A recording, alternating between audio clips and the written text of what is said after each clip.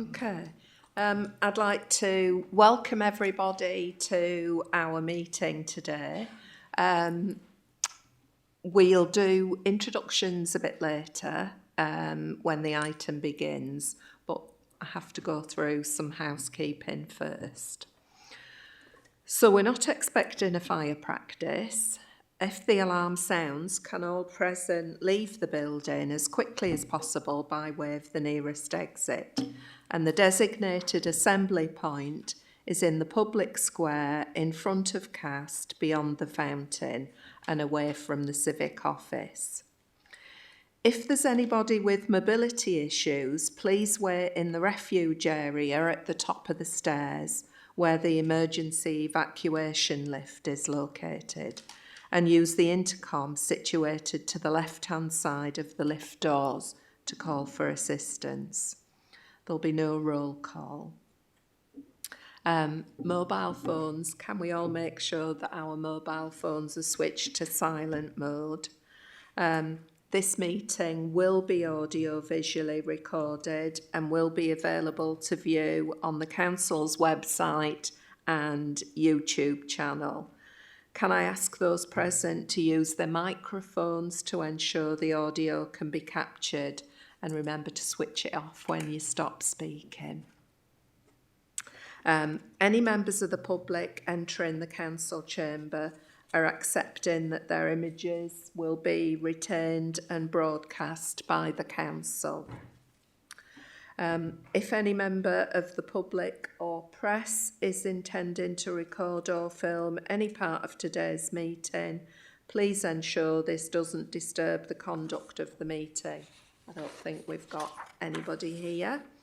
And obviously for visual recording, you're requested to only focus on the recording.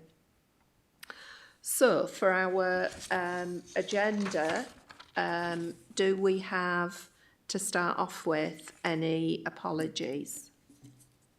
I think we've got Councillor Sean Gibbons and Bev Chapman. Yeah. Is there anybody else that anyone's aware of? Okay. So to consider the extent, if any, to which the public and press are to be excluded. I don't think we have any. And there are no issues on the agenda that would need to be. Do we have any declarations of interest? No. If there are any, please declare this, and a form would need to be completed following the meeting, and you would need to contact Caroline. So if we can go to the minutes of the previous meeting held on the 3rd of October, are they agreed as a correct record?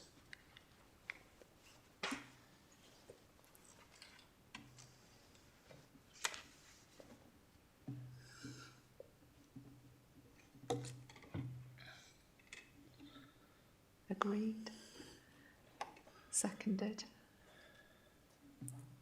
Yes, thank you. Right. So there is a space for public statements, but we don't have any members of the public here, so that won't be happening. And I believe there are no items where the public or the press would be excluded. So our next item is adult social care in Doncaster. So this is probably a good opportunity to do introductions. Okay, so if we start with you, Glenn, and work our way around. Hello everyone, my name is Glyn Butcher. I'm a person with lived experience over 40 years in services, a person with autism and a carer. I'm a director of the People Focus Group and I'm a member of the Making It Real board. Thank you. Morning everybody, Catherine Anderson-Bratt, so I'm the Service Director for Integration and Partnerships in Doncaster Council. My name is Zach Martin. I'm the Joint Chair of the Autism Partnership Board, a person with lived experience. I'm autistic, dyscalculic, and I've been working in co-production with the local authority and its partners for more than a decade, and I've been involved with everything from strategy, implementation, housing, education, direct advocacy, and even just personal development of LA officers and staff in their understanding of autism and autistic people. Hopefully I've been around this place long enough that people see me and don't immediately go, hey, up, boiler's broken, or possibly call security. And if you go back in the YouTube history, there's a load more that I've done before. Thank you. Good morning, everyone. Annie Clayton Bolton. I'm the Service Director for Adult Social Care at Doncaster Council.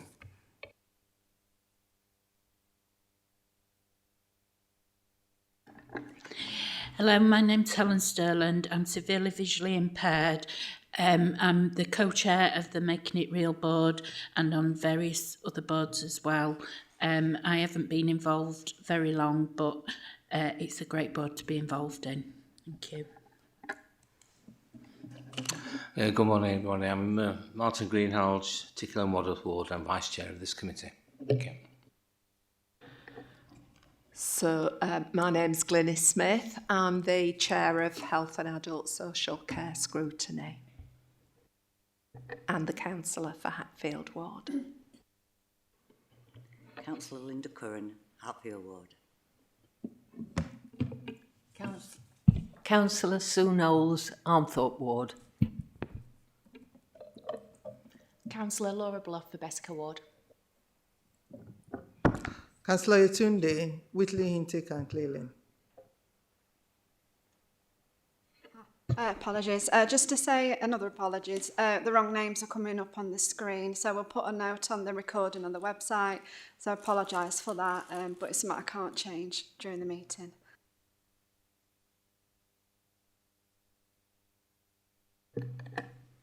Right, thank you for that. We're going to start off. Earlier this week, we visited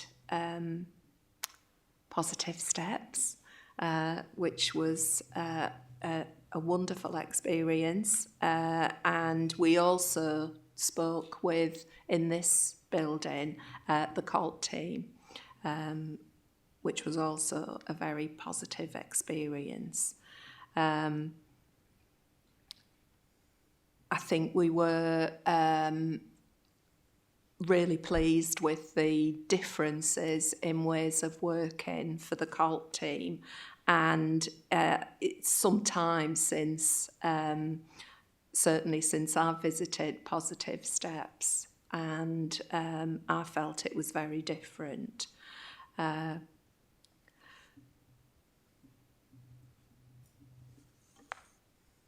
So it's now the presentation, isn't it? Yeah. So we're now ready for the short presentation.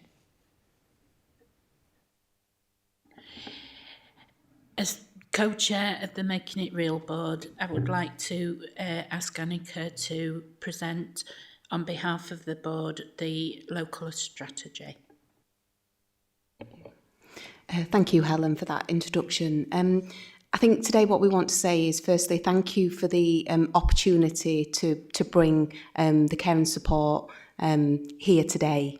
I think the care and support document really reflects our progress on the 9 key priorities.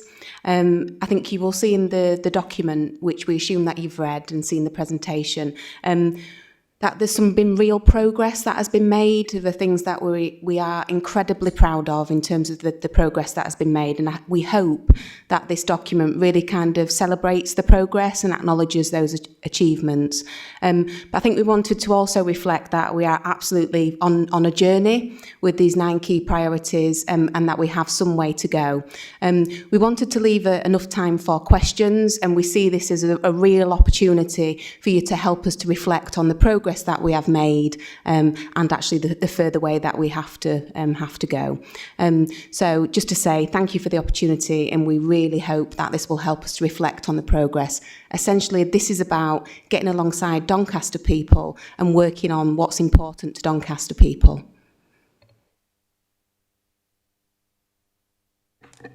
We'll go straight into the questions. and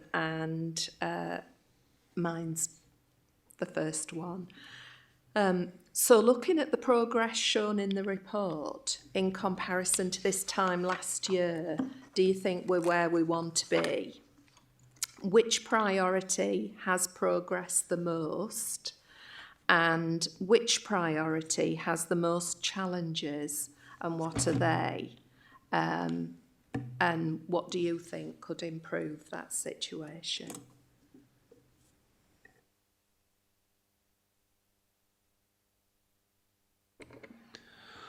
Hello everyone. There's been many changes. There's been many changes over the past year. I suppose the ones I'm most proud of is the involvement on interview panels, the involvement on recruitment. Sat on Kate's interview panel and also Annika's and other members of the council. To have people with lived experience on them, to be able to share their opinions, their thoughts, their feelings, and we don't look at the qualifications of an individual. We look at the values and the principles. Look at the fact whether we could work with that person or not, whether our communities come, because we all come from different communities, and we see how that person can cope under scrutiny. Talking to someone with lived experience who's been through it a long time. I think the fact that we're part of that also enables us to feel valued and being part of Doncaster, residents of Doncaster, people grow up in Doncaster. And we have a sense of value being able to give us something back. We feel empowered. We feel that we have a purpose in life. We also, through the involvement of council, through being part of the interview panels, personally myself, I've never been back in hospital. I've never been back to addiction, or I've been clean from addiction now for 17 years. That would never have done without the support and influence and the relationships that I've grown through the councils and even through Glenys, Council Glenys, for many times we spent together in a Sunday. Being part of the council and seeing me differently has allowed me to see myself differently and now living to change. And right now, because of the good work that I've been doing within the council, I've become a director of the People Focus Group. That was someone who was locked up every day in prison cells or in hospital wards. So by you seeing me as someone different who can contribute to society, has enabled me to see that I can see myself being able to contribute to society. And I think that's really important when we're dealing with people with disabilities. And I've had disabilities I heard voices from being born. Didn't start when I was 16, 18, 20. I've always lived with my disabilities. I'm being a carer from being 11. And it should give me a voice. Being part of the interview panels and being autistic has enabled me to ask questions. But what I've done then is translate the skills that I've learned on the interview panels in life. That's kept me out of hospital. So I think the things that we need to work on, but we'll always have to work on, there's never going to, none of these priorities are ever going to be perfect. I think for me it's about, have we moved? Have we shifted? Have we made a difference? Have we changed? And I think the biggest one for me right now is employing peer supporters within the council. We've always talked about it, we've been looking at it, but it's about employing peer supporters at the council. What I mean by that is peer supporters being employed by the community and working alongside the council the same as Ardash do right now. So I think for me, that's the next focus. That's where we're going to work. That's understanding the issues with the council and also understand the mechanisms that we're going to work in. But I'm just so proud to be here and I just want to say thank you.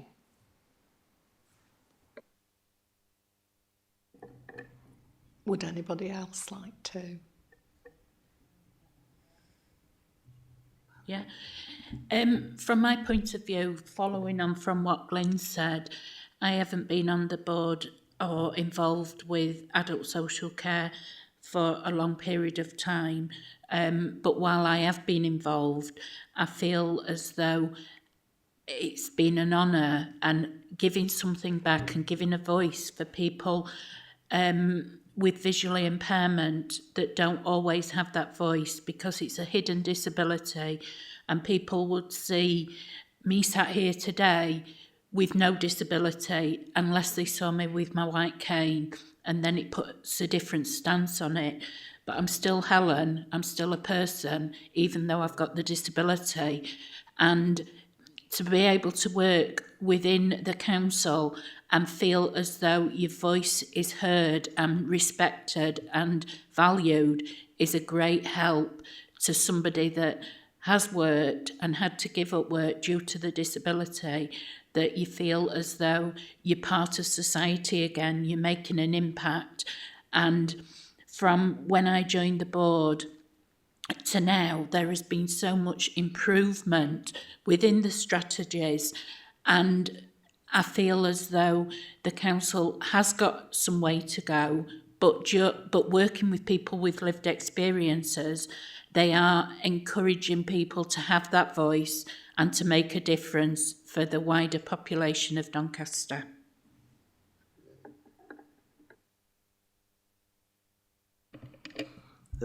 Basically, it's a Sisyphean task. We're going to find that sometimes a priority that has progressed well is suddenly going to get set back by cultural, political, economic shifts and things. Sometimes something that's struggling will suddenly produce unexpected positive outcomes that we weren't expecting to see. I think mostly because we've all got different specialisations and bits that we're proud of and bits that we lean into. But generally, I think it's just making sure that nobody gets complacent and lets anything slip back or get pushed back. Thank you for that. We did actually in council pass a motion, which I seconded, around employing, really employing more people with disabilities, and we would like to revisit this at some point in the future, just see how well we've done really, because it is so important that that happens. So our second question is from Councillor Curran. Thank you all for your input today, because it gives us as councillors more insight to what we're dealing with, not just in our own ward, but within the wider public. So can I thank you all? Priorities for next year's care and support in 2025, which are currently under development. What do you feel is missing from the current priorities, and what would you like to see in 2025? Thank you. Thank you, Councillor Curran. So in terms of what's missing in terms of priorities, so we've actually had some reflection time in terms of what's important in terms of what's missing. Three key things have been identified in terms of what's missing. The first of those is a priority around individuals with care and support needs experiencing homelessness or rough sleeping. People felt that was really important and to add in as a priority for next year. The second thing that people wanted to see as a priority for next year, with a real focus in the local account, is actually the support for carers. We are aware that we have a carers strategy, but it felt actually important that our local account reflected that unpaid carers is an absolute priority for us in terms of adult social care in Doncaster. The third key thing was feedback in relation to two priorities that are already in our local account, but people have given us feedback that actually it's important that we need to split out those priorities to make sure that they have equal focus, and that is splitting out the priority around direct payments and actually home care. And we felt it was important in our next local account that those two things are separated and given equal priority and status within the next local account.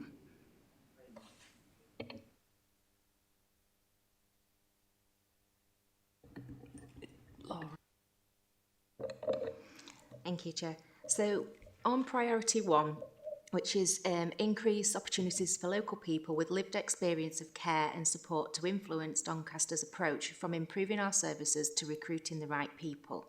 So my question about that one is, do you think there have been enough opportunities to do this? And if not, how can this be improved?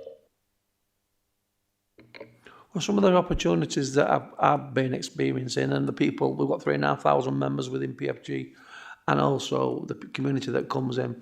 We've now got the cult team, Jake and some of his colleagues, on a Monday having drop-ins at the wellness centre, where people can come now and share their experience of learning disability services, understand the complaints procedure, which is complex, someone needs to do that. It's also about getting people instant access to the support of someone that can support someone with a learning disability need. I know recently we had a lady come with her son, and she come all the way from Scunthorpe just for that event, because there's nothing in Scunthorpe like that. So again, I would say, and that Doncaster's leading the way in this. It wasn't the council that she needed, but she knew what to go back and ask her council for, because she come with her son who had learning disabilities and autism. The opportunities that we've got throughout the council through again this forum and the Festival of Practice and other things that we do within the council only highlights the commitment to the council of involving people. There's always more to do. There always will be more to do. So, in my opinion, there's more to do around getting more people of colour, of race, more Polish people, all different nationalities and races involved in this work. We have a piece of work next year that we're going to look at that. So, for us all, again, we all come from different genres of this work. We're going to see who wants to become available and become part of this work. So, again, this is a joint effort. It's not about the council's work or ICB or RDASH. We're all in this together. Thank you. Just to build on what Glyn has shared, I think we would probably say that working with people, so co-production, is probably one of our biggest strengths that we would acknowledge. I think we're quite proud of the variety of opportunities that are provided to people, and actually what people can get involved with, right from strategic things such as development in policies, involvement in our Making It Real board, attending scrutiny panels, to being involved in various working groups, which is looking at making improvements to services such as redesigning, improving services, making changes, right to, for example, being involved in recruitment and selection and interview panels. So you can see the kind of real variety in terms of the opportunities that are available to people to actually get involved with. I think something that's really important to us is that those opportunities are not tokenistic, that actually they are meaningful opportunities for people where we're really valuing people's views, opinions and expertise. And we're not just consulting with people, actually we're really working alongside people, actually obtaining their views and working with people to make those changes. So I think that's really important to us, that the opportunities around co-production are meaningful and are absolutely not tokenistic. I'd like to say from my point of view, and I've said this at the Making It Real board, the council one of the initiatives is working with people with lived experiences, and they don't praise themselves and sing about what they are doing, and I have made that my views to the council, so that I think they need to sing about what they are leading on, because I've got people and friends that up and down the country that when I tell them what I'm getting involved with, they haven't got that opportunity because their council don't work with co-production. So I think moving forward, it's something the council need to be aware of the good practice that they have got, and to celebrate it more.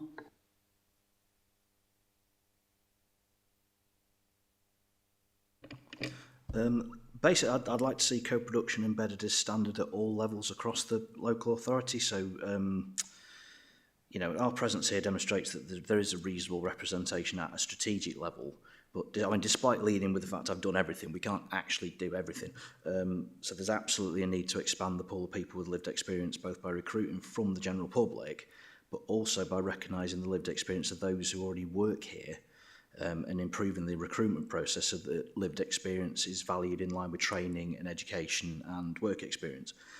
Ideally, we need to be more vocal that this is a thing people can get involved in, probably increase social media usage, because I know for a fact there are people on the board who've been recruited basically from watching these videos, is how they've got here, that kind of thing. but also improving staff awareness that there is a pool of people with lived experience and that it actively invites expansion. They can get people to come and help, join in, and then they can see the benefits of doing it as well.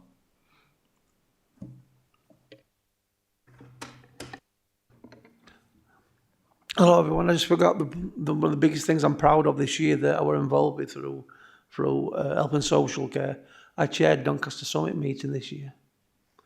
The first person that anybody with lived experience had chaired that meeting. We doubled the attendance. The attendance 174, we always average about 100. It was about the power of communities, about the offer of communities.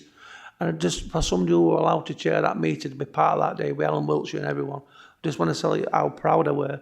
But also from that now, people lived experience are on the board. That we've got a board now where people are going to help create that event for next year, and we've already got somebody with lived experience going to chair that next year. So again, another forward-thinking council. Thank you. Thank you for that.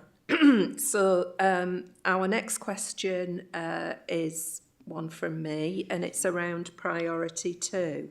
So make sure that we make public information and advice about rights, including to independent advocacy, responsibilities and sources of support, routinely available. So I was really interested in what Kat said about communication. I think anybody who knows me will accept that I've been saying these things for a very long time. And it's about how the information had been produced on obtaining a bus pass, which seems so simple, doesn't it? Something, you know, so absolutely basic, but we make it difficult. And I can absolutely guarantee, and I'll bet, that the number of people who use that information will grow week on week, month on month. And this is one thing that so many people who come to see me in surgeries and in different settings complain about. And I can just see how beneficial that will actually be and make a difference to so many communities. So my question is, are there plans to produce more information in that format? I'm not going to say easy read because I think that can sound patronising. We need another word for easy read, which, you know, I'll hold my hand up, I've been using for many, many years, but it works and I have practical experience of how it works and we need more of it. So I had a very recent experience with a pop-up hub, and that was around pension credit with Citizens Advice, and that was in Moorends in the miners' welfare. And that can leave you feeling, when you look at the amount of information that people are asking for, I felt quite despairing. I've always had the utmost respect for Citizens Advice, but after that day, I had even more respect for Citizens Advice because it seems sometimes that we make everything as complex as we possibly can. And I know that's not us and it's not the council, but, you know, why don't we make things simpler? So are there any areas of best practice from other services that have been successful in achieving the same thing? Thank you, Chair. I think we would start by acknowledging the example that you provided around the bus pass. To some, that may seem a really simple thing, but actually the impact that that can have in terms of having accessible information about a bus pass is huge for people. And I think we really need to acknowledge that. So what we do have is we have a information and advice working group, And that working group is made up of various officers from the council, but also a range of people with lived experience. That information and advice working group has set a list of priorities in terms of information that people have told us that they want to be available within easy to understand format that is accessible to people. So this year, what people told us is that actually knowing about your rights is important. So a range of documents have been produced that actually outlines people's rights. So just for example, what is an assessment? How do I complain if I need to complain? So that working group has really worked through various key pieces of information that they wanted to make accessible. And one thing that I think Zach may share with us is the Z card document that's been produced by that working group, which has been distributed in the communities, and we've had quite a lot of feedback in terms of how helpful people have actually found that. So that information advice working group will absolutely continue, and what they're working through is actually what is important to people in terms of what information needs to be made available in an accessible way. So what we do know is one of the priorities for next year is that people have told us that they want accessible information about financial assessments and charging, because at the moment that information isn't actually very easy to understand. So that's something that we'll be working on in the coming year. But Zach may want to share more about some of the information that's been produced. Yes, point it at the camera. Yes, it literally is Edgard, and a little bit like an ordnance survey map, so I might not be able to get it to go away again. But yeah, it's just, it's got a little sort of rough breakdown of various points that you can do, and it's got QR codes on it you can scan for to get a bit more in-depth information about things, and it does fold away.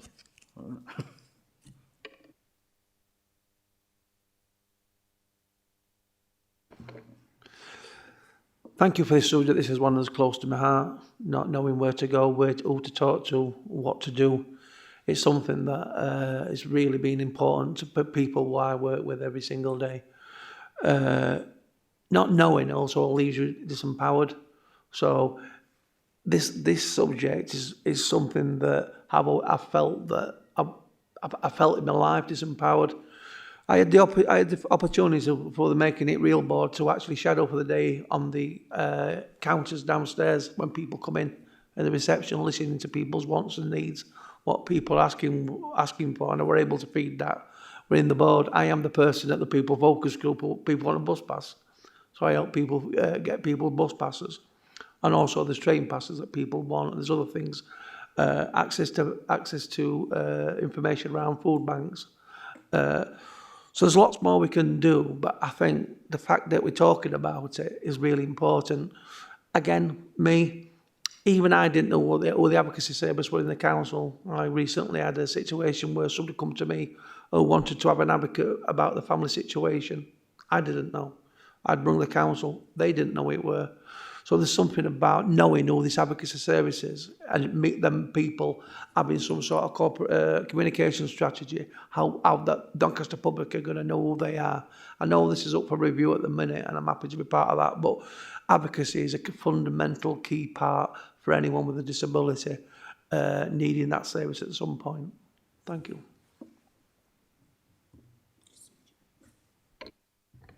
Right, next question is on priority 3 from Councillor Curran. Thank you. You may have answered part of the question.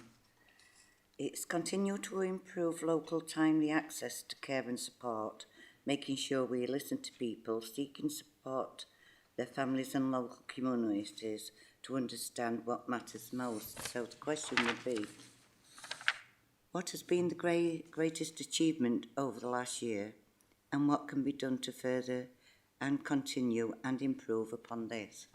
So I think you've... I think we're all going to have a zone with this one. So I think we'd start off by saying I think we're starting to see some of the positive impact in terms of the changes that we have made from a social care perspective. So now when you contact adult social care needing some help, you actually go through to a locality social work team. So you speak to someone who works within your locality and your community. And that's important, because what we had before was we had a centralised team that initially spoke to you and then passed you on to another team. So now what we have is when you contact social care, you go through to someone who works in your locality to have that conversation in terms of what matters to you. And I think we're now starting to see some of the positive impact of that. So actually you're speaking to someone who knows what exists within your community and can really kind of connect you to the support that exists within your community. So I think we've worked quite hard to reduce the number of handoffs that people were experiencing, because actually what people told us was sharing their story and their experience to many different people is not helpful. And what's important is actually building a relationship with someone and sharing that experience and story, not having to retell that story. And I think what we're now starting to see is some of the positive impact in relation to that change. We've put a real focus on, actually this is about having good conversations with people. So let's get away from assessing people, but let's start with actually what's important to people and start the conversation with what matters to you and what's important. And I think within the local account document we shared Julie's story. So Julie was a lady what was actually living in a care home, but actually a family were outside of Doncaster and actually couldn't visit very often. Julie's social worker met with Julie, met with the family, and actually the most important thing for Julie was actually getting closer to a family.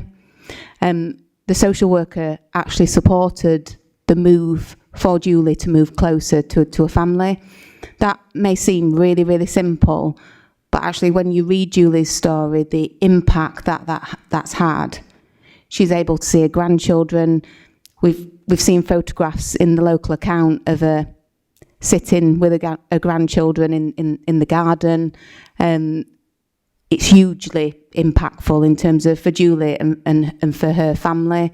And just the quote, I think, from Julie's social worker is quite moving. So just to share that out, Julie is such a lovely person, and the impact on me from helping her to live the life she wants has been incredible.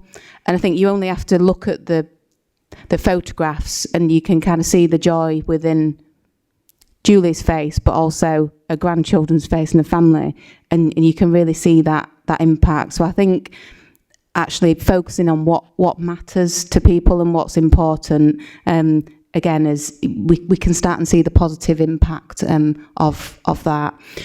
I think the last thing which Glyn touched upon is becoming more physically present within our communities. So social care teams starting to work within community bases, and actually the impact that we're seeing from that. So Glyn may want to share some further information about the Community Adult Learning Disability team that are now having drop-in sessions from the People Focus Group, but also here at the Civic. And I think some of the impacts that we're seeing from that, Glyn having experienced that, might be useful for you to hear.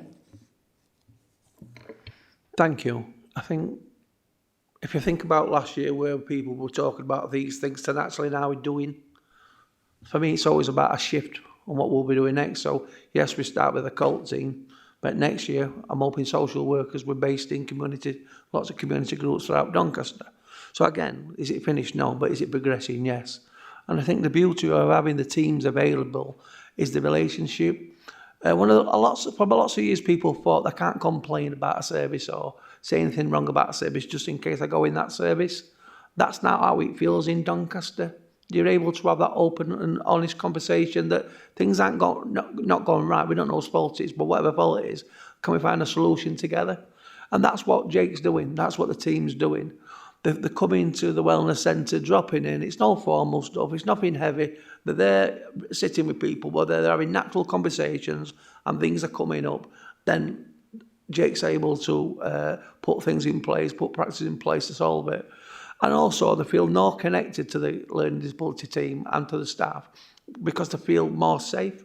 It's about psychologically safe environments. How do we provide them throughout the council and throughout communities? Because staff are present and they've got an attitude where it's about seeing the person, not the problem. We can have an adult-to-adult relationship, but sometimes there have been adult-to-child relationships, and that's not helpful in the long run.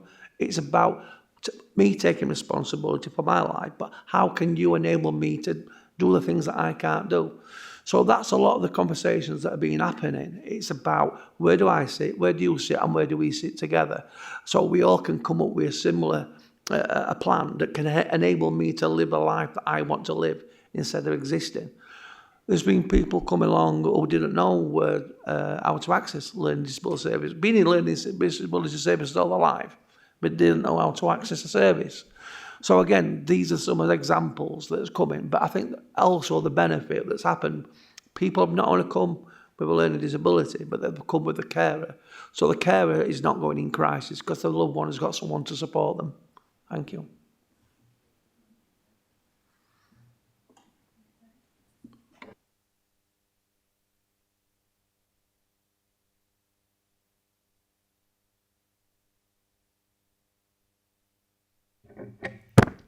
Right. So my question is around priority 4. They create and sustain more employment opportunity for disabled people in Doncaster. Found that very, very interesting. And my question is, what is the incentive to employers for creating job opportunities for disabled people in Doncaster? And I've got a follow-up question to that, if I may add it, while you answer together. Are there any pledges or quota required? You know, just like the Choose Kindness pledges, or the quota they need to observe. Thank you. So the basic starting point here is the incentive to employers is that they acquire people with a range of skills, experience, expertise and knowledge into their workforce. So this is absolutely not about and shouldn't be about any financial incentives to employers.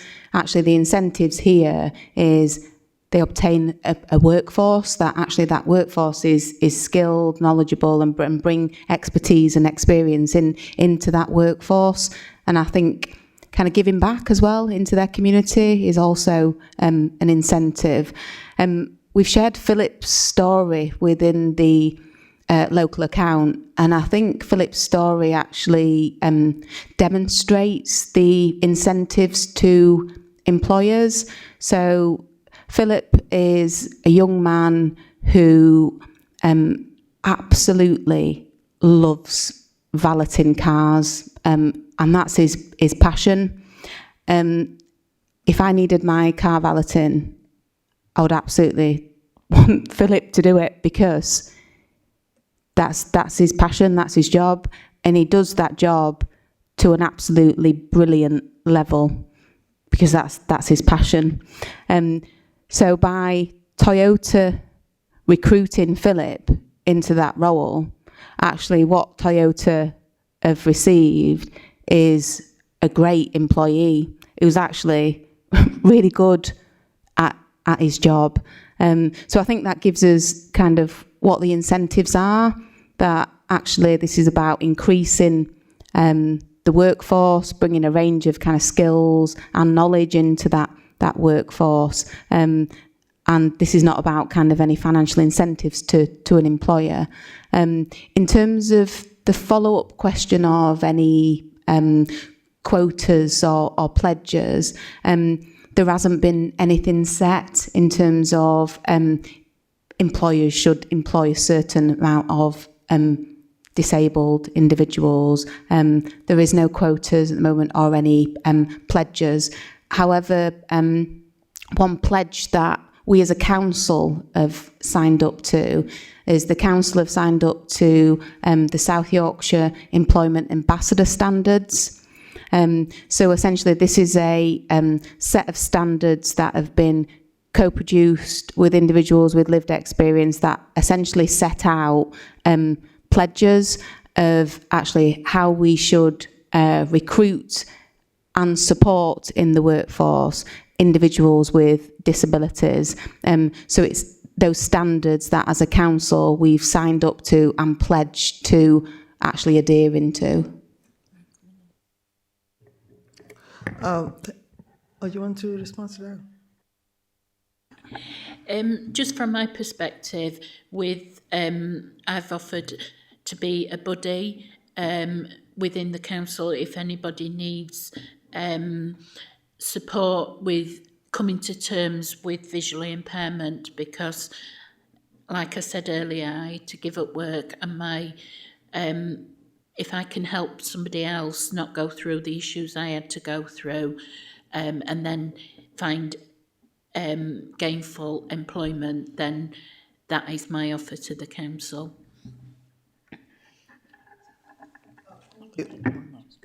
Thank you, Chair. If I may, can I respond to what Anika said? Okay, so in response to what Anika said about incentive, what I had in mind when writing this question was actually not a financial incentive. It was a kind of like a tangible evidence of what the impact or the effect of employing disabled people. Say, for instance, something similar to what supermarkets does, like, oh, we've sourced this milk from local farmers, and it's something like a sticker to show that. Because I believe that that could have a ripple effect on other companies as well. So if you have like a sticker, you know, that Toyota puts somewhere to say, we employ disabled people, something, you know, like that to demonstrate that. You know, Paul Joe may see that and feel like, if I'm a customer and I see that, I might want to, you know, gravitate more towards patronizing Toyota over another company, because if that is close to my heart and I see them supporting that cause, that is kind of like it's a unique selling point for them, to me, if you know what I mean. So if you want to think of something like that, that would be a tangible evidence of what they're contributing, and so that it can encourage other companies as well. Thank you. Just to come back on that, I do know that there is a list of employees on the council side of who would be accessible to employing disability people. Thank you, Ellen. This is, again, employability. If we're asking people to do it outside, then we need to get our own house in order, and the council needs to be employing more people with disabilities. We can't be asking other people to do stuff that we're not doing or not seen to be doing. So asking the question has to be authentic. We need to do what we say if we're going to expect other people to follow. The council has to follow. The council is the leader. The council is the thing that everybody looks to within this borough. If you're not doing, why should I?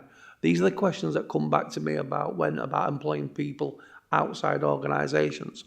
I do believe the massive part, and so this is Doncaster Chamber. I don't feel that Doncaster Chamber does enough to bring people into employment. They have a big, massive, lots of people who are employees. How do they break into this part of this? I've also got St Ledger. our St Leger providing opportunities for disabled people. So I think when we ask the question, we also need to be doing the question and seem to be achieving some of these results. And I also think that it's not just about work, it's also about meaningful activity. Again, Councillor Tunda, she came to do a talk with some Muslim ladies at our place. This lady was going to being able to leave England because she didn't have a qualification in English and maths. Through Councillor Tunda's digital programme that she runs, this person is now did her English and maths, but also now on a makeup and beauty course, which is going to enable her to be employed. Also within peer support, I'm not employed, but I'm a director. Through the experiences and the opportunities that you're giving me today, I'm getting ready for employment. So again, I don't think it's all we always need to be looking at employment. It's about the readiness to get people ready for employment, and I'm getting there. But that's with the thanks of yourselves. Thank you. Thank you for that. I'm not going to ask my next question because I think it's already been answered. So I think Councillor Ellerborn has a further question. Thank you, Chair. So my next question is also on Philip's employer, Toyota. So what did we learn from Philip's employer, Toyota, that we can use to encourage other employers to create more opportunity? What do you think made Toyota employ Philip? Being very honest, I think what made Toyota create the opportunity for Philip was we had an extremely passionate work coach that we've employed in the Community Adult Learning Disability team, and that's her role, to support people who want to find a job, who are in receipt of support from the Community Adult Learning Disability team. That work coach met Philip, kind of got to know Philip, what job he wanted, and she was incredibly persistent in visiting various car garages and didn't give up in terms of looking for an opportunity that matched what Philip wanted. And I think it was that work coach's persistency and actually not giving up and saying this is incredibly important to Philip, and she kept going back to the garages, and I think it was that perseverance that actually created the opportunity for Philip. That being said, Toyota have actually given us some feedback, and that feedback has been, why are we not doing more of this? We'd like to create further opportunities. So I think Philip's experience of being employed by Toyota has given that employer a really positive experience. And actually what we now can do is build on that positive experience. For me, it's about understanding people's reasonable adjustments and understanding a person. For me to sat here today, I've not just come here today. I've had to get carers in to come and look after my loved one. Annika and Kate have had to get me a taxi to get here because I'm autistic, I get lost in strange places. I can't tie my shoelaces, so I've had carers in to help me get dressed. I can't have bread and green on my plate for breakfast, so I have to have certain food because of certain dietary requirements, and I'm on 60 tablets a day, so I have to have somebody giving me medication because I forget. It doesn't just happen all that. Have people got the time to be able to put this in place? So, for instance, today, because I'm dyslexic and dyspraxic, I've got large writing, I've got pictures, I can communicate with you. So my main form of communication is I taste words. I see people in auras, I see people in colours. You won't know that unless I told you. There's lots of things about me that you wouldn't know that I need before I get, and I do public speaking in front of 10,000 people. Tomorrow, Karen Stanford, who used to run the French Day. I'm doing 2 talks, one in Leeds in Sheffield, to 150 staff about mental health. Do you see what I'm saying? It's about what are you willing to do to enable me to do it for you? Because I can do it for you, but I can't do it with you unless you allow me to put what I need in place to be able to get it for me, to enable me to do it for you. I'm a carer. Obviously, I'm going to have time off. I have mental health problems. I hear voices. I hallucinate. I have delusions. Christmas time, one of the worst times coming up. Again, working within a system, then you've employed me because of what I am. Then you punish me for being off sick. So it's about looking at the HR system and all the other systems that don't penalise me. That's why you employed me. Do you see what I'm trying to say? There's lots more than just employing a person. Thank you. My experience is generally autism based, so I can only really speak for that group per se. But there's a whole wealth of evidence and data out there about autistic people in the proven demonstrable skill sets, focus, dedication, just pure love for these things, that are huge benefits to the right workplaces and with the right jobs. Obsessive levels of dedication. I mean, employers that have employees who want to go to work and love their work are surely going to be more valuable than anything else. That somebody who gets up to go to work, who lives to go for that work, that's got to be worth something to them. That's got to be an incentive somewhere along the line.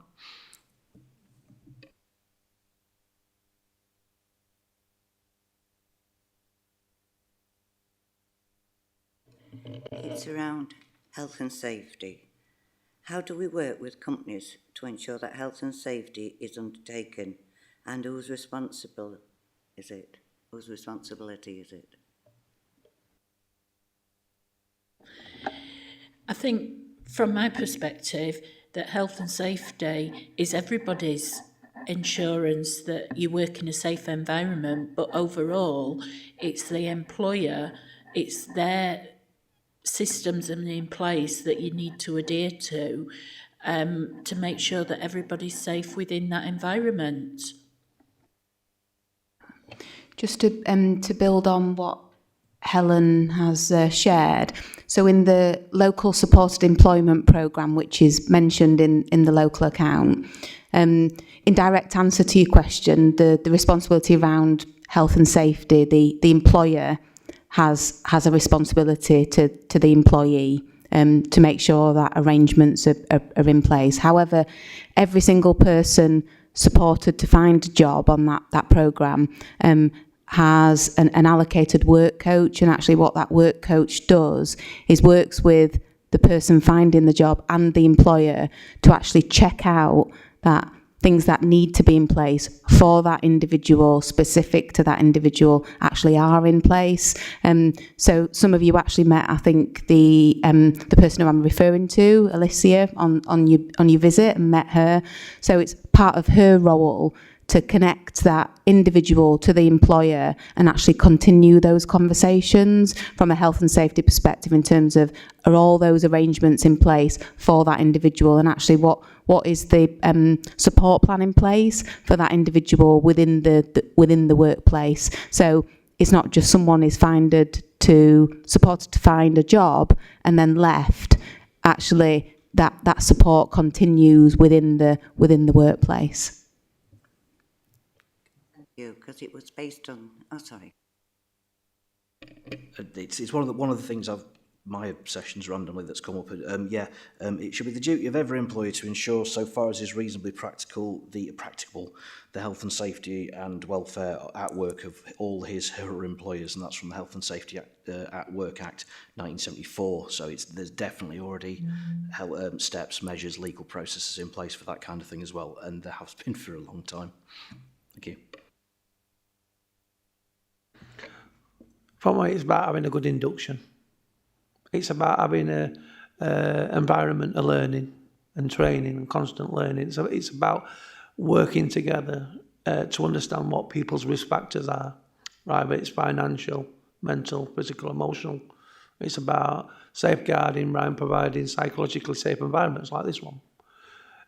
it's with people with disabilities, it might not be the things that you think around when we think about safeguarding, about around understanding relationships, the nature of relationships, building relationships, but also the risk within relationships.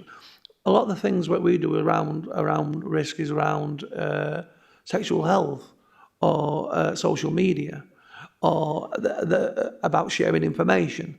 So it's about teaching each individual different and looking at the safeguards, what that person might need and how they relate to the organisation. Thank you. Thank you. It's based on, obviously, various people need different things around them. So just to be clear that you would go into the company, explain the situation and hope that they would put their safeguarding around the person they put in to work for them. Is that what we're saying? Absolutely. Yep. So every single person who's supported on that programme, the local supported employment programme, has that allocated job work coach. That work coach would kind of host meetings between the person and the employer. They would support the discussions around what is needed for that person to be in the workplace, and those conversations with the employer would continue with the job work coach to make sure that actually the things in place that needed to be in place for that individual are in place, and actually if they aren't, actually facilitating that conversation with the employer in terms of this is the feedback from the employee in terms of what might not be working, and to actually revise the plan in place for that individual. So every single person has that job work coach that remains involved with them. Thank you. I was just thinking that in some businesses, although everybody has health and safety, within some companies, there's additional health and safety because of the nature of the work. So it would probably have to be a lot stronger for the individual who was bringing into the company. So all that would be down to the employer to put in place with the help of your life coach. Thank you. I also think it's worth noting as well that there's opportunities to look at things like access to work, which are obviously national programmes around supporting people in their employment. So as Annika said, when the work coach is working with the individual and the employer, there's opportunities to look at other areas where, you know, reasonable adjustments can be made, but also how they can be supported through other avenues as well. Thinking about this, it may put some companies off employing, and it may put some individuals off, you know, thinking, is everything in place for me? You know, so it's one of those things that needs sorted into it. Thank you. I think one of the things we also need to be thinking about is discrimination, employing people with drug and alcohol issues. Certain people will get more stigma and discrimination just because of the lifestyle that they've lived, even the one they want to change their life round. It's more around compassionate care, compassionate employees, compassionate advisors. It's around understanding that person can change and seeing that change, but also within that organisation, seeing how they can bring value to that organisation. So, and the other thing to think about is it's not just about somebody in employment. There's the traumatic experiences that you have to get into employment, because it's not just that easy. There's all the thing about managing benefits, coming off benefits, managing your housing, managing your finances, making sure you don't become homeless, making sure that everything's paid. So again, it's not, the employment bit is an element, but it's all the things that keeps the person in employment and also don't get them into debt. Thank you. So our next question is around priority 5, and that's Councillor Knowles. Thank you. Priority 5, increase the choice and control people have over their support at home, whether they choose to have a direct payment or to have care and support arranged by the council. My question is, these services are provided by private companies looking to make a profit. Are private companies willing to align their priorities with those of the council and its partners? And how can this be ensured? Thank you, Councillor Knowles. I think in terms of the organisations that deliver services, we have a range of different organisations that do that. You're absolutely right. There will be some of those organisations that are private companies. There are also other organisations that are set up in different ways. So, for example, charities. I think in terms of making sure those organisations align with our values, it's about making sure we're clear with those organisations what our values are. So the work that we're doing at the moment, looking at recommissioning our support at home, we need to be really clear what our values are with those organisations, and then we need to work with them in how do they inform us that through the process. So we, as a council, you'll be aware we have to go through a procurement process. That's what we legally need to do. And as part of that, those organisations will be required to answer a number of questions for us. They will be required to give us information about their organisation, and we will be able to look at what they're able to deliver. As part of that, their values will be looked at. So at the moment, we're doing a huge piece of work talking to people in Doncaster about their experience of support at home. So really understanding the heart of what's working well for people in terms of how they're being supported, but also what isn't working well for them, what could be done better. We're really passionate about moving to local delivery of service. So moving away from bigger scale contracts that deliver across a whole entire city, and looking at how can we make those services much more local in our communities, building on the work that the representatives here have already talked about, the great work building networks, building relationships within each person's community. It's about how do we then move so that those providers are actually delivering in that community and building those networks and building those links for people. That isn't just about them going in and delivering support at home to a person, but it's about them enabling that person to be part of their community. So we will achieve it through really strong commissioning and really robust detail within our intentions, which can then be scrutinised by a variety of different people, so that we can make sure that those organisations truly align with the council's priorities in terms of the vision moving forward. It's about doing the things I love with the people that I love in the places that I love. It's about me having choice and control over my life. It's about me living, not existing. It's about if I want to go out on a Friday night at 7 to 8 o'clock or 9 o'clock, I want to go out on a Sunday morning, that I'm not buying till 9 to 5 because the organisation that or the person that I've employed to help me with my direct payment to live my life. I had a direct payment. I've had a few, but I've had a direct payment which I had to cancel. And again, we'll all learn from his own experience. I employed a family member. Worst thing that I ever did. I had to sack my family member for breaking confidentiality, for telling me other things on a Saturday and Sunday, and not. I wanted to go out and do certain things with the budget that I had, and they wouldn't do that because they didn't want to do it. That's not what direct payment's for. The direct payment is about me employing someone to not meet needs, not for organisation institutions to meet their needs. So I would like to have a more robust scrutiny around these organisations from the council, and also enable people to make complaints more easy when needed. And I think where Glyn's just touched on there is when people are accessing a direct payment, which is obviously enables them to have choice and control as to who is delivering their support to them. That's not a commissioned service from the council.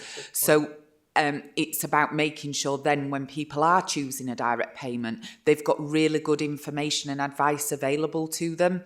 If, for example, they end up in a situation like Glyn did, where he found that the support he was being provided actually wasn't meeting his need, and he then needed to make a change to that. It's about how are we making sure that people who are in receipt of a direct payment have that information. And as you'll see from the priority, part of this priority, which is the priority that we've now split into two, part of the priority around direct payments is how are we making sure we've got really good information and advice available to people. So when we've talked about the Z card, the My Rights card that Zach showed you earlier, it's about how are we making sure that that information goes across all the different types of areas where people might need that easy to access quick information, so that if they're in the situation that Glyn was in, they know what they can do, who they can go to for support, because that's and that's why we've acknowledged that we're splitting out these two priorities in the local account 2025, because we acknowledge that actually those two areas can mean very different things to people. If you are in a receipt of a direct payment, then you are in control of who you buy your support from, how you buy that support, whether you choose to buy it through a company, whether you choose to buy it through a PA, and then commissioned support, which is obviously delivered under a contracted arrangement with the council. So they're two very different ways of having support delivered, and we need to make sure that our arrangements for both are robust and provide the information that people need to be able to support them to access the support that they need. And just to add on from that, also, it's not just about the person that you're employing. I got so stressed with the brokerage system. If the people who were providing the brokerage system didn't understand disability or didn't understand me, which put more extra stress. So when you are trying to come and change something, they didn't seem to have any understanding of how the council works and how we work and how I work. So that put even more stress on me. So again, there needs to be something around the brokerage systems that if you're giving me a name or an organisation, you need to know that they know how to carry out your values and principles. Thank you. Thank you for that. I think it would be useful for members of the panel to have copies of that Z thing, if we could. Thank you. Yeah, I'm sure we can find some and make sure that they're distributed. Oh, thank you, Chair. So my next question will just be a follow-up from the discussion that we've just had, especially from Glyn's experience. And I think what's happened in case of Glyn is a reactive way of responding to the issue he encountered while having a direct payment. And my question is around a proactive approach to put us in a situation whereby Glyn doesn't have to experience what he's experienced. So apart from just giving the direct payment, I think there should be a safety net built around everybody that is in that situation. So hence my question goes around, so if they get paid directly, what quality support is being offered as arranged through direct payment? What checks are in place? And, is there any risk assessed? Because that's a risk that slipped by for Glyn getting the kind of care that wasn't suitable for him. So is there any safety net around this? What's the plan? What is the assessment or the impact of the direct payment as regards to the conventional way? Thank you. So anybody accessing a direct payment will have gone through a process whereby they're supported within the locality services or COLT, for example, to work through what needs they have and how those needs are best met. And that might be through a direct payment. what they will be is supported in understanding the direct payment and what that means for them in terms of what they're able to do with their direct payment. And for example, Glyn might not have known at the time that he was putting that arrangement in place that wasn't the right thing for him.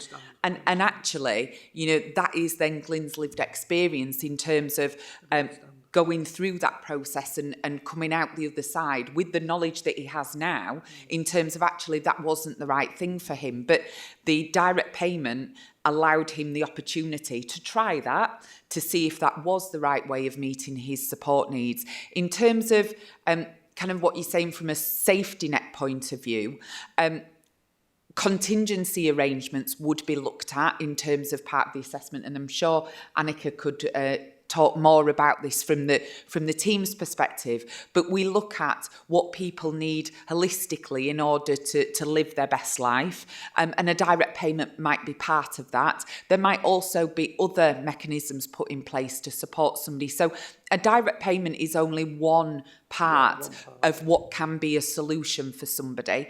And again, that depends on whether they choose to take that direct payment. So an individual might say, actually, that's not the right choice for me. I would like the council to arrange that support on my behalf. And we can do that through our commissioning arrangements. But actually, if they want to be able to have the choice and control, then it's absolutely right that they're supported to do that. And they'll be supported to do that through the worker that's been working alongside them to get to the point of them actually having the direct payment put in place. Yeah, just to build on what Kate was sharing. So obviously direct payments are about providing choice, control to people. I think what's really important is that the individual receiving the direct payment can actually request a review at any time. So they will have a social worker involved with them, and it should be made clear that actually if that's not working for that individual, then an individual can request a review at any point, and that social worker will work with that individual to review the arrangements in place. In terms of periodic reviews, what does happen is that every year there is a review with the individual and a social care practitioner in terms of actually reviewing those arrangements in place. So actually asking the person receiving the direct payment, is that fit for purpose? Is it working? What you have in place, does any changes need to be made? So I think we've got periodic reviews built in on an annual basis every year, but also that really important point that I've made, that person can request a review at any point in time. I think Helen wants to come in. Is that? Yeah. From my perspective, I don't get direct payments due to my pension. So I use my PIP and pay somebody privately.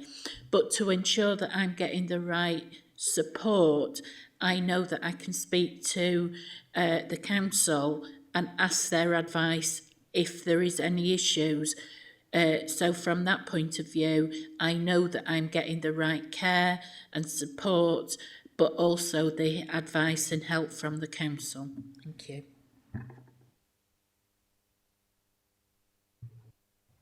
Okay, so our next questions are around priority 6, and that's Councillor Elidor.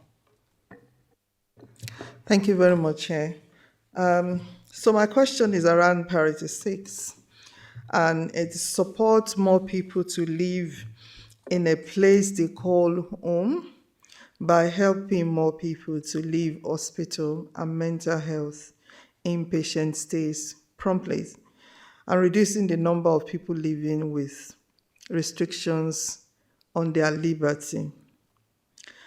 Now, adding key actions for 2024, increasing the number of people who are able to safely return to their own home after a hospital stay, rather than having to move to a care home, either temporarily or permanently.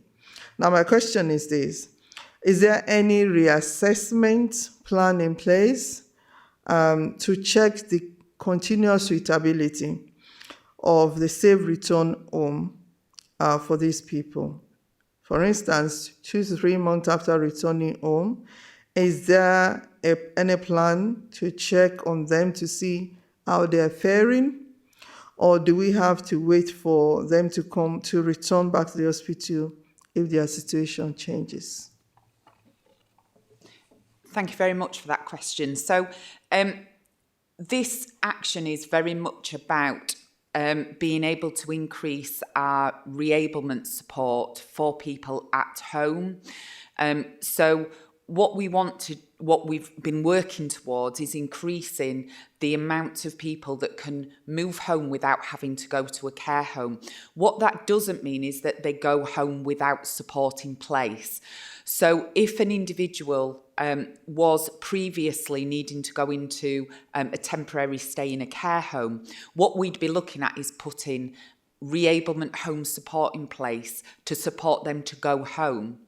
And that will be delivered by our in-house reablement service, which is a registered domiciliary care service, STEPS, and they would facilitate that individual to be able to return home, and they would be delivering support to that person at home for a period of 6 weeks, where a full assessment can be done of that person's needs and whether or not they need ongoing long-term support. What that enables is that you can assess somebody in their own home, in their own environment.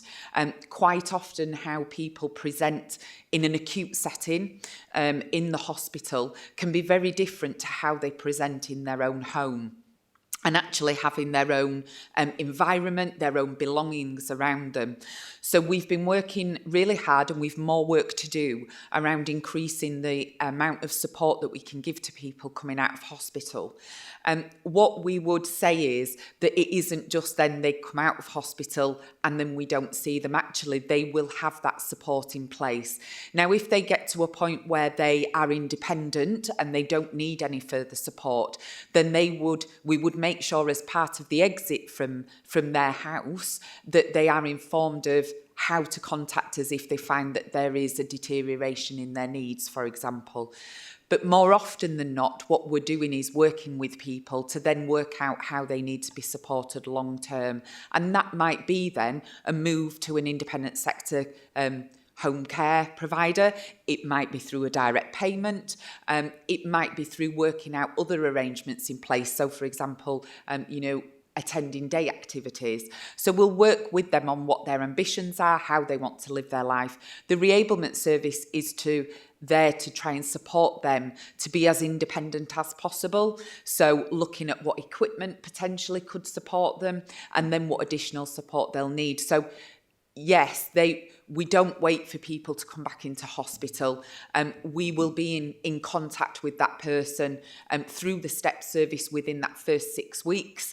And then they would move on to a longer term support, and they would have access to our locality teams, our social work teams, as Annika's kind of referenced earlier, in terms of being able to ask for, if something isn't working for them, they're able to ask for that review at that point. That works not just for people who are on a direct payment, but also for people who are in receipt of support services through commissioned arrangements. So I would like to think we support people throughout their journey from hospital. It might, our vision is that more people get to go home, like you or I would want to if we were coming out of hospital. Actually, people want to return home, and usually that's the place where people recover best. So this is very much about focusing on supporting our reablement services to increase the delivery and actually reducing the number of people who would need to go into a care home. Yeah. Recently, I've had the services of the STEPS team, having had a fall and dislocated my elbow again. They came out to assess my needs, and then they supported me for 6 weeks. But during that 6 weeks, they rang me, the care provider. They rang me and asked me how things were going and gave me a review.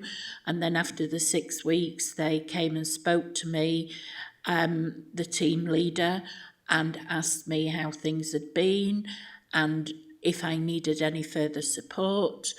And they've also asked me to go and speak to them as somebody that's been using their services and seeing how they can improve and what lessons can be learned, and just from somebody who's been through the system to see, get feedback and speak to the carers and their ongoing support. So I feel that that has been very useful.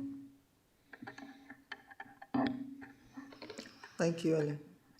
Taking away somebody's liberty has to be the last resort. Somebody who's had liberty taken away many, many times throughout my life demoralises, destroys an individual. I care for 2 people now in care homes who have life-limited abilities but become more disabled for being in care homes. So where we've got some people who can do certain things, moving into institutions disables them more. I think we need to acknowledge that. I think sometimes that, again, through COVID itself disabled lots of people who could do things that they did before COVID came along. And that's the same within institutions. If we are going to put people in these places, let's make sure that they are cared for and that people do visit them and they do get the care and treatment that they need for the time that they need it and no longer. People in there for a time-limited period of time, their life's not over. It's about then enabling them and bringing them back into community. Because when you take somebody out of a community, you don't only rob that person of the community, you rob the community of that person. And we need to remember that. And also do it in a human way, do it in a humanistic way, making sure that people are treated like human beings rather than treated like robots. Although that I experienced many times throughout my life, where you lose all choice and control about any say over your life. And it's about how do we do this with dignity? Do we treat people with dignity? When we do transfer people from hospital to care home, hospital to mental health institution, hospital, home, whatever. And one of the hardest battles is the in-between bit where both services are arguing who's going to take you. You're stuck in the middle of an argument between nurses, social care, social workers, councils. It don't really matter, but you're stuck in that middle thinking nobody wants me. I'm worthless, I might as well be dead. So we need to be thinking about some of that in the middle stuff as well, about, yes, if somebody needs to be in, good, let's get them in. But also, let's remember, let's get them out too. Thank you.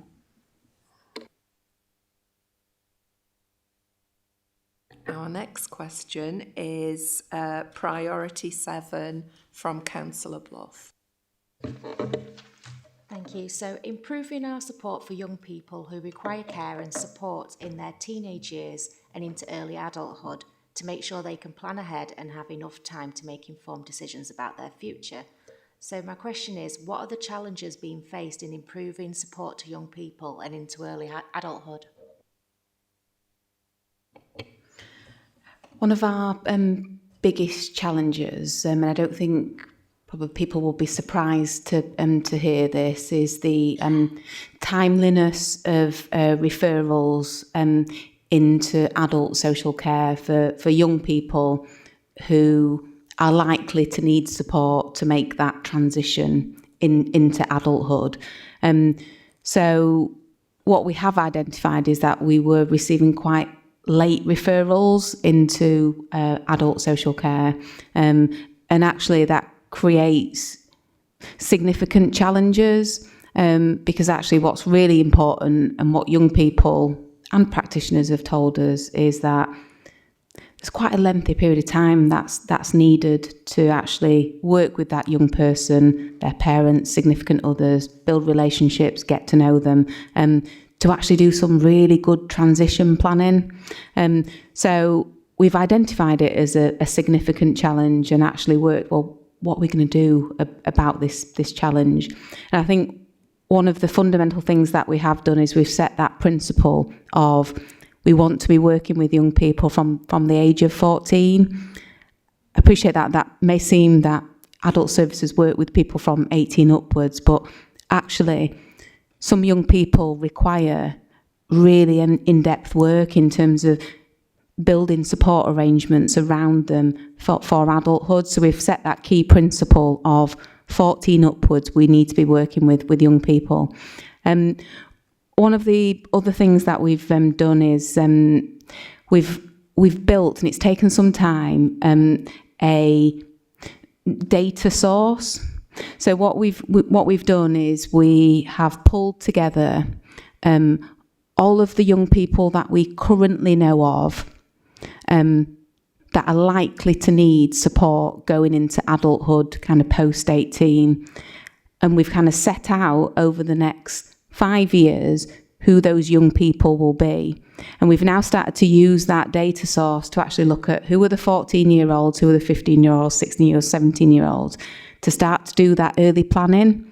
So to look at what do we know of those young people? Do they have an allocated worker from adult social care? Actually, what transition plan has started? So to use that data and intelligence to actually help us to plan timely transitions for young people. So I think that's been one of our biggest challenges in terms of timeliness of referrals into adult social care, and I think we've addressed it by looking at that kind of data source to help us to kind of plan and prepare. Another significant challenge at the moment is, and principle really, is that we want to move away from adult social care services being diagnosis-led.